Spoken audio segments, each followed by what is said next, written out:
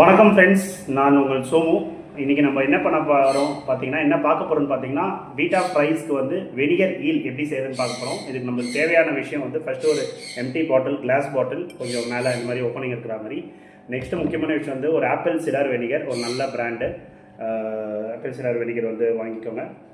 அதுக்கப்புறம் வந்து இந்த மாதிரி குட்டி குட்டி ஆப்பிள் பீசஸ் கட் பண்ணது பாட்டிலுக்குள்ளே போகிற மாதிரி. அப்புறம் முக்கியமாக வந்து ஒரு கிளாத் ஒன்று, ஒரு காட்டன் கிளாத் ஒன்று. அதுக்கப்புறம் வந்து நம்ம வெனிகர் கல்ச்சர் இருக்குன்னு ஆல்ரெடி ப்ரிப்பேர் பண்ண வெனிகர் கல்ச்சர் நம்ம பண்ணிக்க போகிறோம்.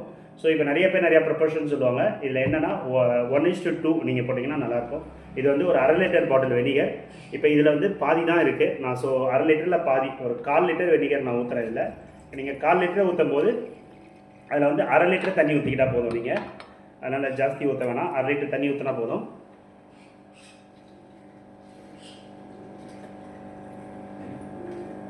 ஸோ அந்த 1/2 லிட்டரை கூட நம்ம இதிலேயே மெஷர் பண்ணி எடுத்துக்கலாம். ஒரு 1/2 லிட்டர் வெனிகர் பாட்டிலில் ஃபுல் பண்ணிவிட்டு நம்ம 1/2 லிட்டர் தண்ணியை வந்து இதில் ஊற்றிடுறோம்.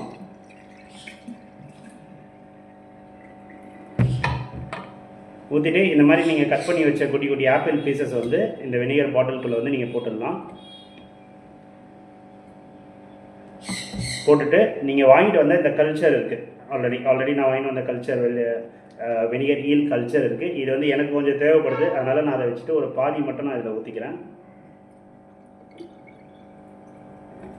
இது வந்து எனக்கு தேவைன்றதுக்காக நான் எனக்காக வச்சுக்கிறேன். இப்போ என்ன பண்ணணும்னா, இந்த காட்டன் கிளாத் இப்படி மேலே வச்சு ஒரு ரப்பர் பேண்ட் போட்டு நீங்கள் இப்படி மூடி வச்சிடணும்.